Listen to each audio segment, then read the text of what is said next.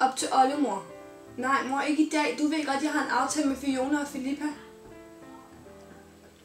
Nej, mor. Nej, har jeg sagt, jeg vil ikke. Emilia? Ja? Vil du være klar? Nej.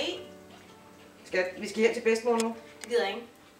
Du skal hjem til bedstemor. Jeg gider ikke. Du kommer kun, når du får gaver af hende alt muligt. Det er ikke i orden. Du skal med. Jeg gider ikke. Kom så! Nej. Hej, Sara. Ja, det bliver super hyggeligt. Nej, vent, det kan jeg ikke. Jeg skal også sige far for. Nej, jeg kan ikke droppe det. Jeg har lovet ham det så længe, og jeg er nødt til at tage det op. Jeg gider altså bare ikke. Ej, ikke rigtigt.